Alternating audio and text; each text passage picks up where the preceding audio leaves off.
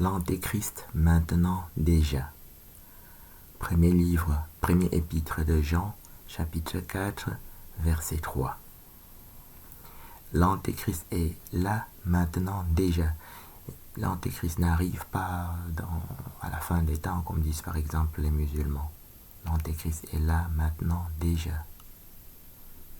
Jean, c'est un des apôtres de Jésus-Christ qui est évangéliste. Il a écrit l'un des 4 évangiles. Il a aussi écrit le livre de l'Apocalypse. Et ici, il y a le premier livre de Jean, deuxième livre de Jean, troisième livre de Jean qui sont dans les épîtres. 1 Jean 4, verset 3 dit « L'Antéchrist maintenant déjà », qui est répété de la même façon dans 1 Jean chapitre 2, du verset 18 au verset 22. L'Antéchrist maintenant, menteur, plusieurs antéchrists menteurs. Plusieurs antéchrists, ce sont les 3 fausses religions, y compris la religion des musulmans qui est totalement fausse. Il n'y a pas de terre sainte là-bas. Dans la Bible, il n'y a pas de terre sainte là-bas. Et les musulmans d'aujourd'hui sont des Ashkénazes et ils ne sont pas ismaélites ni abrahamiques dans la chair, ni dans l'esprit non plus d'ailleurs. Antéchrist maintenant aussi dans 2 Jean chapitre 7 verset 1 et même dans 2 Pierre 2. L'Antéchrist apparaît mot Antéchrist écrit comme ça littéralement dans la Bible à plusieurs reprises. C'est parce que les 3 fausses religions n'enseignent pas le talmudisme des Ashkénazes et des Séfarades est aussi une fausse religion qui n'a rien à voir avec le judaïsme de Moïse. Jacques Attali est venu en Belgique il y a plusieurs années, il a mis sa fausse kippa, il n'y a pas de kippa dans la Bible.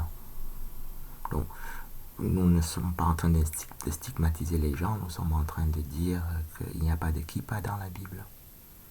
Et que le talmudisme n'est pas le judaïsme, comme nous allons le démontrer maintenant. Nulle part dans la Bible on voit le roi David ou Salomon, ni personne en train de mettre la kippa. L'exemple le plus simple, c'est dans le premier livre des rois, chapitre 8, qui fait 66 versets. Le roi Salomon est en train de bénir le temple de Jérusalem qu'il vient de construire. Et c'est toute une longue cérémonie qui est décrite dans tous les détails, par 66 versets. Et on voit le roi Salomon qui dirige la cérémonie. Donc les prêtres lévites sont là, et c'est Salomon le roi qui bénit les prêtres.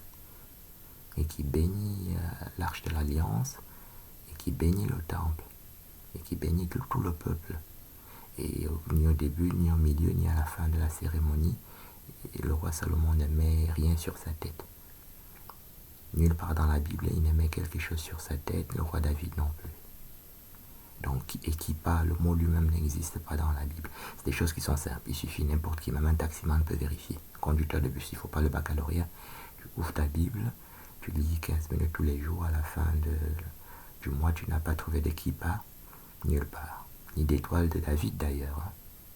Étoile de David n'existe nulle part dans la Bible. Étoile de Salomon non plus. Sceau de Salomon n'existe nulle part dans la Bible. Sceau de David nulle part dans la Bible. L'étoile de David, c'est l'étoile de Moloch, qui est l'étoile de l'Antéchrist, appelée aussi étoile du Dieu enfant dans le livre d'Amos, Amos chapitre 5, Actes des Apôtres chapitre 7, et dans plusieurs autres endroits dans la Bible. Donc, Jacques Attali est venu en Belgique il y a plusieurs années, il a mis dans sa fausse kippa, et dans une émission du dimanche qui s'appelle Le Jour du Seigneur, et il a dit on en veut aux Juifs parce qu'ils prêtent son Dieu et son argent. Donc il y a 3 fautes dans cette déclaration de Jacques Attali. Donc cette vidéo traite du règne de l'Antéchrist, qui est la franc-maçonnerie, qui dirige donc les 3 autres antéchrists qui sont les 3 fausses religions, y compris le faux pape des catholiques. Et on avait dit le mois dernier, le mois de juin, et on l'avait dit au mois de mai, et on l'a dit plusieurs fois cette année, en janvier, en février, et même en mars, et on l'avait dit en 2021 à plusieurs reprises, en 2020 à plusieurs reprises, et en 2019, que la franc-maçonnerie c'est un rite auto-abrutissant, que les Ashkénazes et les Séfarades ont utilisé pour s'auto-abrutir profondément, et ensuite pour abrutir les personnes qui font ces choses-là. L'étoile de Moloch veut dire la sorcellerie, et Moloch c'est le diable en fait. Voilà, qu'on trouve dans le deuxième livre des rois, chapitre 17. Et dans la traduction, littéral translation, Shrine apparaît. Voilà. On dit, ils livrèrent leurs fils et leurs filles au feu. Nous allons en parler, on dit, prennent plaisir à la guerre. La guerre, c'est le culte de Moloch qui permet de livrer, comme on dit, leurs fils et leurs filles au feu. Pendant le printemps arabe, Ruth Elkrief a invité Bernard-Henri Lévy, pas pour s'inquiéter des répercussions possibles du printemps arabe sur la France, mais pour lui demander si c'était pas dangereux pour Israël, le printemps arabe. Et Jacques Attali lui a dit non, le printemps arabe c'est bon pour Israël. Alors que pendant qu'il parlait comme ça sur une chaîne concurrente, on voyait pendant cette chose qui se passait en Égypte aussi, on voyait en Égypte une femme qui était traînée par terre, et son foulard était tombé, et les soldats qui la traînaient l'avaient totalement dénudée, et un troisième soldat sautait sur sa poitrine. Donc c'était d'une violence terrible, il y a eu plusieurs morts. Il était en train d'affirmer en temps réel que le printemps arabe c'est bon. Pendant ce même moment, il y avait une terrible crise sociale dans le fort Israël-Palestinien, qui subissait une crise, des manifestations terribles aussi, à cause d'une crise économique qu'il y avait là-bas. Et il était en train de dire que non, c'est bon. Donc nous sommes en train d'étudier le règne de l'Antéchrist, qu'on appelle le règne de la violence dans le livre d'Amos. Donc Jacques Attali, dans cette affirmation, quand il déclare, en mettant sa kippa, qu'on en veut aux Juifs parce qu'ils prêtent son Dieu et son argent, il y a une triple faute dedans qui prouve que la franc-maçonnerie est un rite profondément abrutissant, et que seul un abruti a pu prononcer la phrase que Jacques Attali a prononcée, comme nous allons le démontrer ici.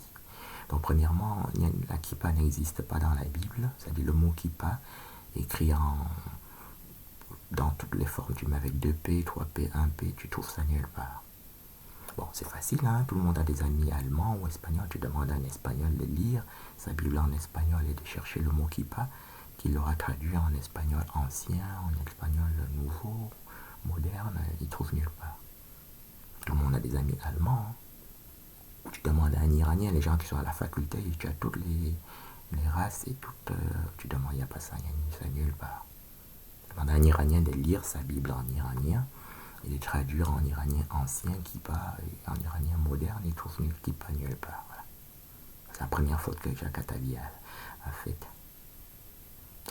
Abruti, ça veut dire que c'est une ignorance extrêmement profonde, hein, c'est-à-dire le niveau d'un idiot. L'intelligence, c'est un quotient intellectuel de 40 d'un idiot.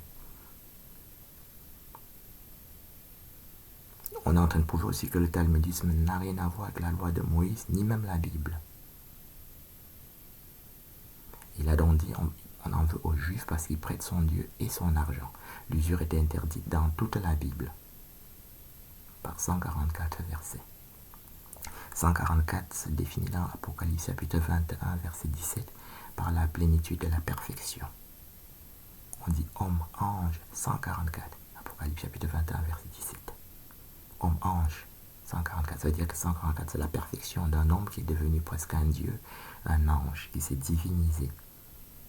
Et quand quelque chose est donc interdit par 144 versets, ça veut dire que c'est interdit à 100%. Par exemple, on dit Exode chapitre 20, verset 13, tu ne tueras point. Mais un civil comprend que ça s'adresse à un civil. Donc un soldat, quand il va à la guerre, il doit tuer. Eh bien, dans l'usure est interdite, même comme on dirait à un soldat, si tu vas à la guerre, tu ne tueras point. C'est ça que nous allons voir ici. Donc, Exode chapitre 20, verset 25. Si tu prêtes de l'argent, tu n'exigeras point d'intérêt comme un créancier. Exode chapitre 22, verset 25. Exode, c'est la loi de Moïse. Moïse monte sur la montagne à Exode chapitre 19 et Dieu lui donne la loi. Voilà. Qui commence à lire la loi dans Exode chapitre 20, comme nous avons vu par exemple Exode 20, verset 13, tu ne tueras point. C'est la loi de Moïse. Et l'usure était interdite dans Exode chapitre 22. Lévitique chapitre 25. Ton frère, de même que celui qui est étranger, tu n'exigeras de lui ni intérêt ni usure. Donc l'usure est interdite pour tout le monde, c'est-à-dire pour Israël, les 12 tribus, mais pour les étrangers aussi. Donc si tu vois un Chinois, n'importe, tu n'as pas d'usure non plus. Parce que le Talmud prétend que tu peux prêter l'argent, tu peux pratiquer l'usure à des étrangers, mais c'est faux. Nous sommes en train de prouver ici que donc il n'y a pas de kippa, la démonstration a été faite, et qu'il n'y a pas d'usure dans la Bible par 144 versets. Exode chapitre 20, verset 25, Lévitique chapitre 25, verset 35, 36, 37. Tout le monde, c'est-à-dire que l'usure est interdite totalement. Lévitique chapitre 25. C'est répété dans Deutéronome, nous sommes toujours dans la loi de Moïse, qu'on appelle le Pentateuque. C'est 5 livres que Moïse a écrit. Deutéronome chapitre 23 au verset 19. Tu n'exigeras point d'usure de ton argent, ni pour rien de ce qui se prête à intérêt. Donc ici, il y a une aggravation exponentielle. Donc on a vu par exemple dans Exode chapitre 20 que si on dit tu ne tueras point. Mais tout le monde pense que ça s'adresse à des civils. Parce qu'un militaire, quand il va à la guerre pour défendre son pays, il peut tuer. Tout le monde comprend qu'il peut tuer. Ici, il dit, tu n'exigeras point d'usure de ton argent, ni pour rien de ce qui se prête à intérêt. Ça veut dire que donc, si tu te trouves dans le règne de l'Antéchrist comme aujourd'hui, où l'Antéchrist a détruit toute l'humanité, comme il vient de détruire par exemple l'Irak et la Libye, et comme il tente de détruire la Syrie, et bientôt la Corée du Nord et l'Iran, pour installer, généraliser l'usure à toute l'humanité, même quand ce règne serait arrivé, eh bien tu ne peux pas pratiquer l'usure. L'usure reste interdite. Ça veut dire que si tu te trouves dans le règne de l'Antéchrist, toi, tu ne pratiqueras quand même pas l'usure. Je répète, Deutéronome chapitre 23, verset 19. Tu n'exigeras point d'intérêt de ton argent, ni pour rien de ce qui se prête à intérêt. Donc ça veut dire que si tout le monde est en train de faire l'usure, tu peux quand même pas faire l'usure.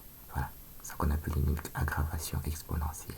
Ça veut dire, tu dis à un soldat que tu as formé, il a des armes, tu lui dis si tu vas à la guerre, tu ne tueras point. Ça veut dire ça à peu près. Voilà. Ça veut dire que c'est interdit pour les civils de tuer, mais c'est interdit aussi pour les soldats. Cette phrase-là veut dire ça. C'est-à-dire que l'usure était interdite dans la Bible pour tout le monde, à 100%. Donc si on te coupe la main, on te coupe la tête en disant de faire l'usure, tu fais quand même pas l'usure. Donc Moïse interdit l'usure tout le temps. Et tous les prophètes interdisent l'usure aussi. Créancier, on a vu dans Deutéronome chapitre 22, verset 25, on dit tu ne prêteras point d'argent comme un créancier. Tu n'exigeras point d'intérêt comme un créancier si tu prêtes ton argent. Créancier, c'est défini dans Habakkuk chapitre, c'est un prophète de l'Ancien Testament. Habakkuk chapitre 2, il dit créancier, oppresseur, dette, créancier, oppresseur, le fardeau des dettes, tu deviendras leur proie. C'est la définition de l'oppression. Habakkuk, c'est un prophète de l'Ancien Testament, mais Psaume chapitre 15, c'est David qui a écrit tous les psaumes. Psaume chapitre 15 dit usure, calomnie contre l'innocent. Calomnie contre l'innocent, c'est comme ils ont calomnié Kadhafi. Ils ont dit que Kadhafi, c'est un terroriste. Alors Kadhafi, c'est le seul chef d'État sur la terre qui avait pris une dizaine de jeunes femmes pour en faire sa garde rapprochée. Voilà. Depuis que je suis tout petit, Kadhafi, c'est quelqu'un d'extrêmement sympathique. Et il a été calomnié purement et simplement. Il n'est pas du tout violent. Tous les chefs d'État sur la terre ont peur qu'on les tue. Tu ne prends pas plusieurs jolies femmes comme ça qui sont des miss dans ton pays pour faire ta garde rapprochée. Comme on voit sur les images que je produis. Psaume 15 donc. Usure, calomnie contre l'innocent, oppression. Psaume 68 dit prennent plaisir à la guerre. Psaume 68, verset 30 à 31. Prennent plaisir à la guerre, de Lightning War. C'est ça qu'on vient d'expliquer puis sur Bernard-Henri Lévy. Donc on était en train de tuer des gens en Égypte et dans tout le Maghreb, la Tunisie, tout le monde. Il était en train de dire que c'est bon. Ça veut dire qu'il était en delight, ça veut dire qu'il était en train de se réjouir qu'il y ait des morts. Bernard-Henri Lévy. Donc ça c'est la deuxième idiotie que Jacques Attali a déclaré. En Belgique, il est venu par ignorance donc. Et troisièmement, donc tous les prophètes, hein, on n'a pas Ézéchiel, Ézéchiel 18 dit point d'usure, point d'usure, point d'usure à 3 reprises. Il appelle ça abomination, abomination. Ézéchiel chapitre 18. Ézéchiel chapitre 22 dit usure pour rependre le sang. Hein. C'est pas seulement une oppression comme ça, l'oppression et rependre le sang, c'est la même chose. Hein. Isaïe chapitre 33 dit extorsion sanguinaire. Isaïe chapitre 33. Extorsion sanguinaire. Extorsion, c'est ce qu'on appelle vol à main armée.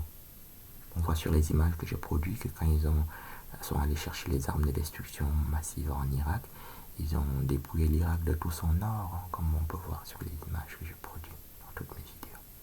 Extorsion veut dire donc vol à main armée. Hein. Il faut une coalition, comme si c'était pour faire un acte, pour apporter la liberté, hein, ou quelque chose comme ça. Ils sont en train de voler. Voilà. C'est ça une extorsion. On appelle ça vol à main armée. Ézéchiel 22 dit usure pour reprendre le sang. Usure. Ézéchiel chapitre 22 verset 12. Usure pour reprendre le sang. Calomniateur au verset 9. Sanguinaire, sanguinaire, sanguinaire. À 33 reprises qui est la religion de l'Antéchrist. Complot au verset 25. Usure, complot. Hein. Oppression, oppression à 3 reprises. Violence, violence, violence à 3 reprises aussi. Donc la religion de l'Antéchrist, c'est une religion d'usure. Et l'usure ne sert pas à gagner de l'argent, ça sert à répandre le sang, qui est le culte de Moloch que nous sommes en train de décrire. Donc il y avait une triple faute dans la déclaration de Jacques Attali, hein, qui prouve donc que la franc-maçonnerie est un rite auto-abrutissant, que, comme je l'ai dit toujours dans toutes mes vidéos, que les Ashkénazes et les Séfarades ont utilisé pour s'auto-abrutir extrêmement profondément, au point donc de croire aussi qu'ils sont juifs. Genèse chapitre 10. Les fils de Noé, Sem, Cham, Japhet, fils de Japhet, Ashkénaz. Genèse chapitre 10, du verset 1 au verset 32. Ashkénaz n'est donc pas juif, ni hébreu, ni sémite, parce que pour être sémite, tu dois être le fils de Sem. Genèse chapitre 10 dit que des 3 fils de Noé, Ashkénaz est fils de Japhet, et pas fils de Sem, et qui n'est donc pas sémite.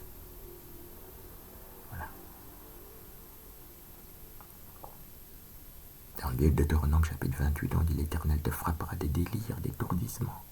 Zacharie chapitre 12 aussi.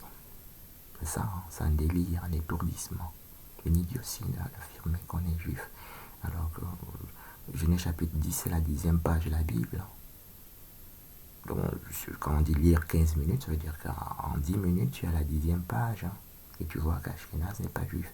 Donc on a 8 milliards d'abrutis sur la terre. Hein, donc ils ont utilisé leur propre rite Ashkenaz de franc-maçonnerie auto-abrutissant pour s'abrutir. Et maintenant ils ont utilisé aussi le suicide policier. Hein. J'ai dit, cette vidéo traite des suicides policiers aussi, qui sont des assassinats.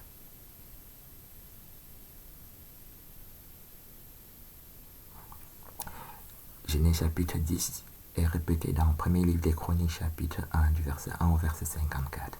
Fils de Noé, Sem, Cham, Japhet, fils de Japhet, Ashkenaz. Donc Ashkenaz n'est toujours pas fils de Sem, mais fils de Japhet. Et pour être hébreu, il faut être fils de Shem, puisque Sem est le père de Héber. Héber veut dire hébreu. On dit Abraham l'hébreu, Genèse chapitre 14, verset 13. Répété dans Jacher chapitre 25, qu'on appelle le livre du juste. Héber veut dire hébreu, ça veut dire Abraham, ça veut dire Jésus-Christ. Dans Matthieu chapitre 1, verset 1, on dit généalogie de Jésus-Christ, fils de David, fils d'Abraham. Et Jésus apparaît au verset 17, après qu'on ait cité tous les patriarches depuis Abraham. Jacob, son petit-fils, apparaît au verset 3. David apparaît au verset 1. Généalogie de Jésus-Christ, fils de David, fils d'Abraham. Ça, c'est le verset 1. Jésus-Christ au verset 1, qui est le premier et le dernier pour cette raison. Et Jacob au verset 3. David et Salomon, son fils, au verset 6 encore. Et tous les rois de la tribu de Juda, Ézéchias, tout le monde. Et Joseph, le père de Jésus, apparaît au verset 17. Marie, que les catholiques appellent la Vierge Marie. Vierge Marie apparaît dans Luc chapitre 1, dans lequel l'archange Gabriel apparaît à 2 reprises pour faire ce que les catholiques appellent l'annonciation, pour annoncer la naissance de Jésus-Christ. qu'on appelle Dieu Soleil. Luc chapitre 1 au verset 68. Dieu Soleil, Jésus, Dieu Soleil. Dieu Soleil aussi dans Psaume 84, verset 11. Qu'on appelle Amun-Ra. Son God, Son of God. Fils de Dieu dans Luc chapitre 1 aussi. Donc Ashkenaz n'est pas juif dans Genèse chapitre 10 et dans le premier livre des Chroniques chapitre 1. Ni juif, ni hébreu, ni sémite. Juif veut dire Jésus-Christ qui est donc fils d'Abraham, fils de David, dans Matthieu chapitre 1, verset 1. C'est répété de la même façon dans Jachère chapitre 7 du verset 1 jusqu'au verset 51, exactement comme on a dit. Et Ashkenaz apparaissant au verset 3. Jachère chapitre 7, fils de Noé, Sem, Cham, Japhet, fils de Japhet, Ashkenaz, voilà. Et répété de la même façon dans Jachère chapitre 10 de manière aggravante. Japhet, Gomer, France, français, fleuve la Seine, fleuve France. Donc, Jachère chapitre 10 suggère, confirme les trois premiers chapitres. Je confirme Genèse chapitre 10, premier livre des Chroniques chapitre 1, et confirme Jachère chapitre 7, et Jachère chapitre 10 que nous sommes en train d'expliquer, aggrave la situation en disant que Ashkenaz est français. Français apparaît à 3 reprises, et le fleuve la Seine, la Seine veut dire Paris. Donc il n'est pas marseillais ou alsacien ou breton, mais il est même parisien. Voilà, c'est confirmé comme ça dans toute la Bible.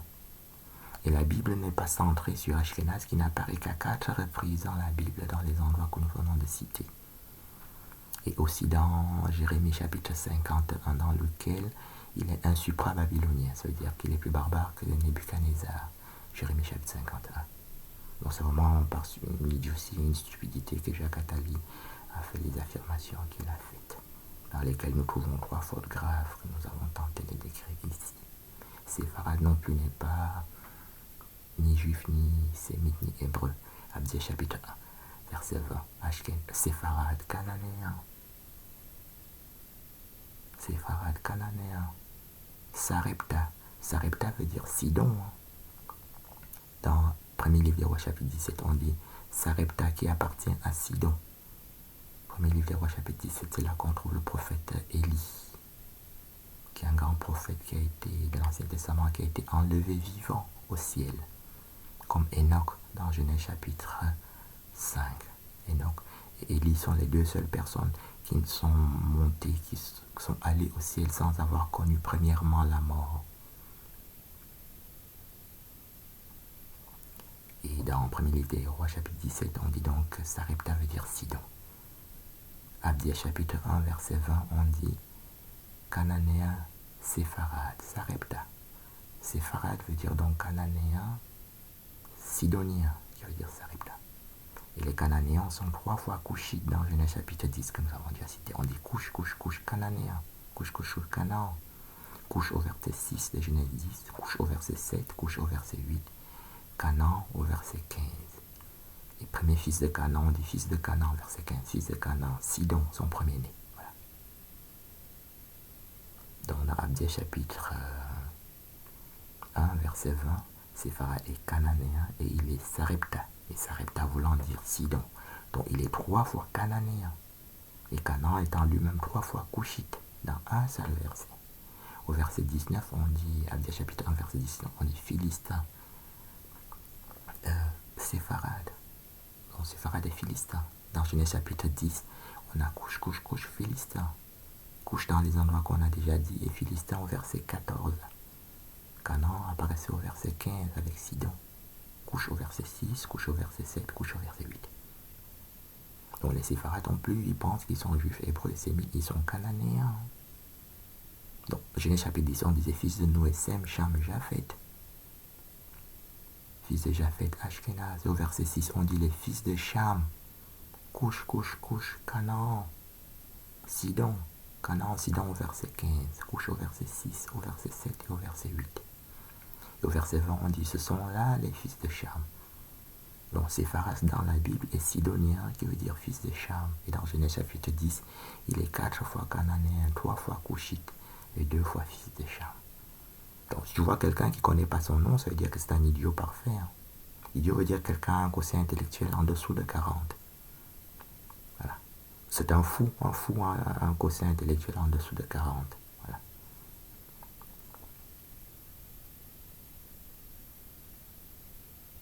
Un idiot aussi. Tu vois quelqu'un, tu dis comment vous vous appelez, vous venez d'où, il ne sait pas ni d'où il vient, ni comment il s'appelle. Ou bien il te dit je m'appelle Pierre, et tu vérifies sur sa carte d'identité, tu vois qu'il s'appelle Jacques. C'est ce que nous venons d'établir ici pour Ashkenaz et Séfarad. Dans Abdiel chapitre 1, toujours, au verset 1, on dit Ésaü, Édom, Théman, Galade. Voilà. Est-ce qu'il le trouve voulant dire Canaan? Théman veut dire CI, parent. Voilà. Dans Jachère chapitre, les Jachères qu'on a vu là, Jachère chapitre 10 par exemple. Et même répété dans Jachère chapitre 7 qu'on a cité. On y trouve Seir qui veut dire Canaan, qui veut dire Théman, parent, qu'on trouve dans Abdiel chapitre 1. Là on a Abdiel chapitre 1, Sépharad est 10 fois cananéen, qui veut dire couchite, couchite, couchite. Voilà. Et on est en train de dire que si tu trouves quelqu'un, tu dis comment tu t'appelles, il dit je m'appelle Paul, tu prends sa carte d'identité, tu vérifies, tu vois qu'il s'appelle Pierre, tu sais que soit il est faux, soit c'est un idiot ordinaire. C'est ce qu'on a dit. Et que quand Jacques Attali est venu en Belgique il y a quelques années pour dire, en mettant la fausse kippa, pour dire qu'on en veut aux Juifs parce qu'ils prêtent son Dieu et son argent, c'était parce que c'était dans un acte d'idiotie, d'ignorance. Parce que donc on a dit la kippa n'existe pas dans la Bible et nulle part David ne met rien sur sa tête, à aucun moment donné de toute la Bible. Voilà. Salomon non plus. Il ne met pas un chapeau, même comme les gens mettent un béret, comme ça pour faire beau. Il ne met rien. Alors, on ne peut pas confondre la couronne d'un roi à une kippa. Hein. Et David n'a pas été roi toute sa vie. On devient roi à un moment donné. Salomon devient roi dans le premier livre des rois, chapitre 1, quand son père est devenu trop vieux. Son père David est devenu trop vieux. Mais jusqu'à ce moment-là, Salomon n'avait jamais rien mis dans sa tête. David lui-même devient roi approximativement quand le roi Saül meurt. Et jusqu'à ce moment-là, il n'a jamais rien mis sur sa tête. Et toute sa vie est décrite. Hein. Il était fugitif parce que le roi Saül le poursuivait pour le tuer. Et il était avec le sacrificateur Tsadok. On dit le roi Saül saint, le roi David saint l'éphod. Voilà, l'éphod c'est quelque chose que les prêtres portent. C'est pas le prêtre Tsadok qui portait l'éphod, c'est le roi David qui portait l'éphod. Mais jamais il met quelque chose sur sa tête, à aucun moment donné. Jamais. Donc l'usure était interdite dans toute la Bible, ce qui fait que dans Ashkenaz et Séfarad ne sont pas hébreux, ni juifs, ni sémites, selon la chair, en tant que descendance directe, charnelle et matérielle d'Abraham, mais ne sont pas selon l'esprit non plus, puisqu'ils pratiquent l'usure et quelques autres rites, puisque j'ai dit l'étoile de David n'est pas dans la Bible, la kippa n'est pas dans la Bible. Et même l'hébreu qu'il parle, c'est pas l'hébreu de la Bible, mais c'est le yiddish, qui est une langue caucasienne, qui n'est pas l'hébreu biblique, pour les raisons que nous avons dites. Et d'ailleurs, les savants ashkénazes répètent déjà ça eux-mêmes. Benjamin Friedman appelle ça l'histoire occultée des faux hébreux. Voilà, Benjamin Friedman. Marie Calter dit la même chose. Et Marie Calter dit que la reine de Saba est éthiopienne, que Séphora est éthiopienne, ce qui est vrai. Séphora est éthiopienne dans Nombre chapitre 12, verset 1. Et dans Exode chapitre 2, qui veut dire Madian. Madian veut dire Terre Sainte, Éthiopie, dans Habakkuk chapitre 3, verset 7. Terre Sainte dans Exode chapitre 3. Répétez Terre Sainte, Madian, Sinaï, dans Actes des Apôtres chapitre 7. Voilà. Il n'y a pas de Terre Sainte là-bas en Palestine, ni même la Terre Sainte des musulmans n'existe pas dans la Bible non plus. Et les musulmans qu'on voit sont des Ashkénazes, ils ne sont pas ismaélites non plus, puisqu'on dit Genèse chapitre 25, versets 1 à 2, Abraham enfanta Madian. Genèse chapitre 25. Et on cite toute la descendance d'Abraham. Au verset 2, Madian apparaît. Au verset 2, au verset 4, Ismaël. Au verset 13, Jacob, tout le monde. Rebecca sont cités là-dedans. Isaac, qui est l'autre fils d'Abraham. Et Madian se définit dans Habakkuk chapitre 3, verset 7 par Éthiopie, Couche, Madian. Et dans Jachère chapitre 25, on dit le pays de Canaan, Madian, Couche. Dans le pays des Canaan, dans Jachère chapitre 25, le pays des Canaan qui est la terre promise, où Abraham se trouve dans Genèse chapitre 12 et chapitre 13, Genèse chapitre 13, est défini dans Jachère chapitre 25 par le pays de Canaan, le pays de Couche, le pays de Madian. Voilà. Et Couche veut dire descendant de Cham, mais on n'est pas en train de dire qu'Abraham est couchite. Dans ce sens-là, on est en train de dire qu'il est noir, c'est tout. Qu'il est éthiopien. Et Marek Kalter écrit tous ses livres en disant ça. Il dit que la reine de Saba est éthiopienne. Voilà. Marek Kalter, c'est un Ashkénaze qui se trouve en Palestine. Hein. Benjamin Friedman, c'est un Ashkénaze, un savant Ashkénaze aussi. Il appelle ça la tyrannie cachée, l'histoire occultée des faux hébreux. Benjamin Friedman. Shlomo dit la même chose. Arthur Koestler, d'ailleurs sur cette image, on voit un adolescent ashkénaze de 14 ans qui se promène en New York avec une pancarte sur laquelle il dit « We are not the Jew the Bible speaks of ». Nous ne sommes pas les juifs de la Bible. Nous ne sommes pas les juifs dont parle la Bible. Et cite Apocalypse chapitre 2 verset 9 qui s'appelle la synagogue de Satan. Apocalypse chapitre 2 verset 9. Calomnie de la synagogue de Satan. Calomnie de la synagogue de Satan, c'est ce qu'on a vu. Psaume 15 dit usure, calomnie contre l'innocent. Voilà. Ézéchiel 22, on avait vu usure, calomniateur pour rependre le sang, complot. Ézéchiel 22. Sanguinaire, à 33 reprises qu'est la religion de l'Antéchrist. Adolescent Ashkenazi, nous ne sommes pas juifs, nous sommes la synagogue de Satan. Et il cite un verset très grave qui s'appelle Apocalypse chapitre 2, verset 9. Calomnie de la synagogue de Satan, qui se disaient juifs mais ne sont pas juifs. Apocalypse chapitre 2, verset 9. Répétez de la même façon dans Apocalypse chapitre 3, verset 9. Dans cette vidéo, nous étudions le suicide policier qui sont des assassinats. À 100%, suicide policier veut dire qu'un policier dans la police a tué un autre policier. Suicide policier veut dire aussi qu'un policier a tué un civil. Et c'est des assassinats intelligents qui permettent d'éliminer toute intelligence de la Terre. Et on étudiera aussi le jeu du foulard. On dit donc que le jeu du foulard, c'est un enfant qui s'est suicidé. Nous allons démontrer que ce sont des assassinats, puisqu'on le voit d'ailleurs sur les images que nous produisons, qui sont des images d'archéologie qui montrent que ces choses ont existé de tout temps. C'est juste devenu plus grave puisque nous sommes sous le règne de l'Antéchrist, qui s'appelle Antéchrist maintenant déjà. Les trois fausses religions, y compris le catholicisme, enseignent que l'Antéchrist n'existe pas ou qu'il viendra à la fin des temps. D'ailleurs, le catholicisme n'en parle jamais de l'Antéchrist. Les musulmans disent que l'Antéchrist viendra à la fin des temps, ce qui est une stupidité de leur part.